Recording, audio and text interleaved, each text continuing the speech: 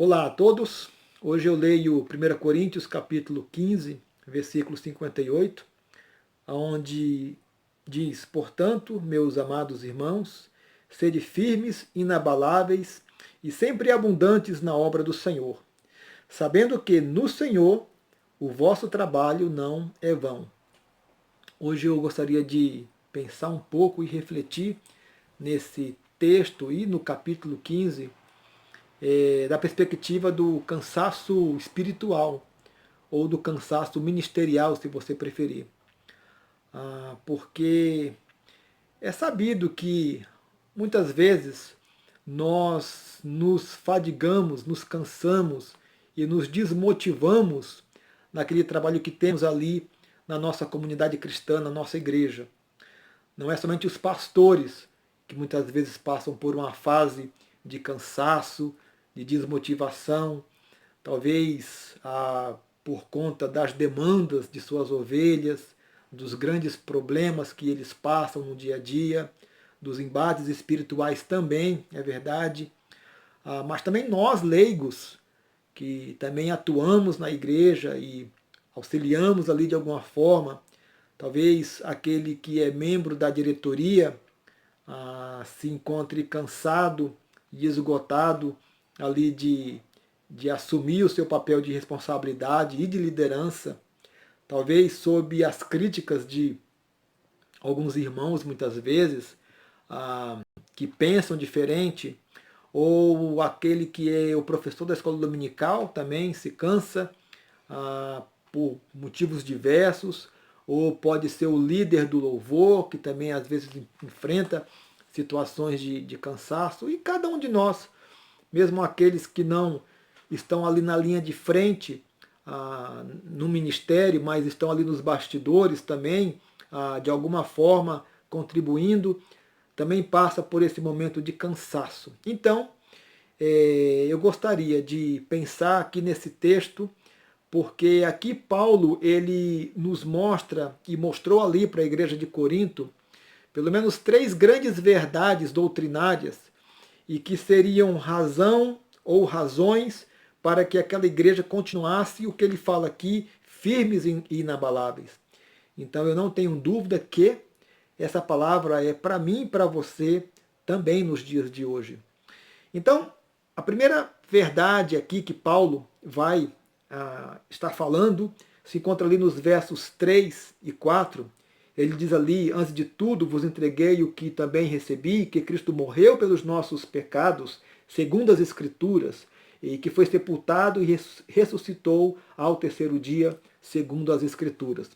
Aí ele vai aqui defender essa realidade, esse fato que havia acontecido algumas décadas atrás, e vai dizer que ali Cristo apareceu para Pedro, Cristo apareceu depois para Tiago, que apareceu para mais de 500 irmãos de uma só vez, e diz ele que alguns ainda sobreviviam. Nós não precisamos de tantas provas assim para crer nessa verdade, e na verdade nós até meio que banalizamos esse fato, porque é tão comum para nós, sabemos disso já há tanto tempo, mesmo antes de sermos convertidos, nós já sabíamos desses fatos e parece que isso faz com que a gente tenha esse fato em pouca conta. Mas eu queria aqui pensar com a cabeça da igreja de Corinto daquela época, que vivia na cultura grega e que conhecia ali a filosofia grega e vivia também num paganismo.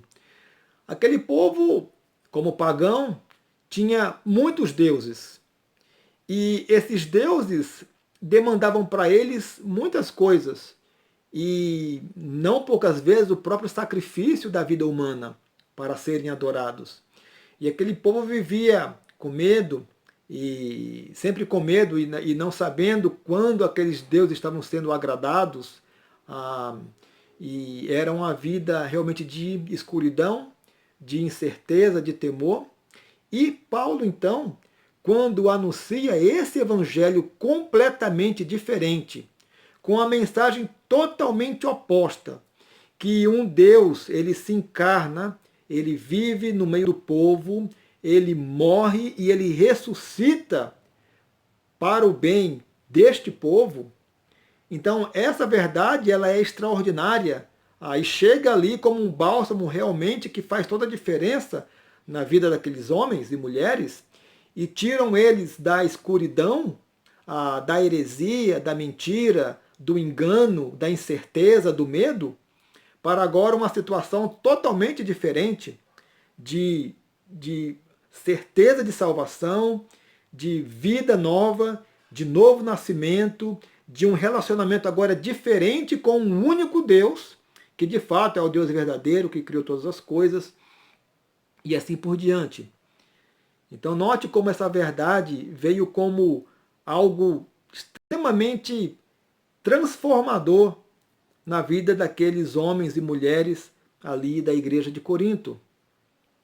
Mas a segunda verdade aqui que Paulo comunica para nós também, se encontra ali entre os versos 12 e 34, é que Paulo vai continuar reafirmando e ensinando a verdade de que esse Cristo, ele morreu e ressuscitou. Na verdade, o fato bíblico, a verdade bíblica de que os mortos ressuscitam. Na verdade, quando a gente lembra ali da filosofia grega, e mais precisamente o dualismo platônico, onde se cria ali na dicotomia entre o espírito e o corpo, e onde o espírito era o lado positivo, bom, santo do homem, puro, e o corpo era a matéria, e portanto nela residia o mal e o pecado. Então, dentro dessa dualidade platônica, dessa dicotomia, para o grego era impensável que um homem que morresse, ele viesse novamente a ganhar um corpo, a ressuscitar. Isso para eles era uma loucura. É por isso que quando Paulo pregou ali entre os atenienses, o povo de fato rejeitou essa verdade e até pensaram que Paulo falava de dois deuses, de Jesus e da ressurreição. E aqui na igreja de Corinto parece que estava começando a surgir alguns mestres que estavam novamente ensinando essa questão de que os mortos não ressuscitam.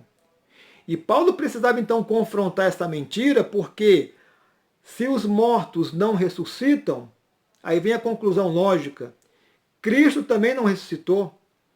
Só que se Cristo não ressuscitou, seria vã a fé deles. Seria vã a nossa fé. Porque de fato Cristo não ressuscitou, nós também não ressuscitaremos. E ele vai dizer lá no verso 32, na parte B, se os mortos não ressuscitam, comamos e bebamos, que amanhã morreremos. Ou seja, podemos viver de qualquer jeito nessa vida, porque depois da morte não tem mais nada. Mas Paulo vai reafirmar e falar, não, de fato os mortos ressuscitam e de fato Cristo ressuscitou. E porque Cristo ressuscitou, a nossa fé ela faz sentido.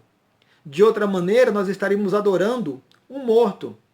Mas de fato Cristo ressuscitou e essa era uma verdade que estava sendo solapada pelos falsos mestres ali na igreja de Corinto, e Paulo aqui está novamente trazendo essa verdade para eles e dizendo que essa verdade faz toda a diferença na vida do cristão.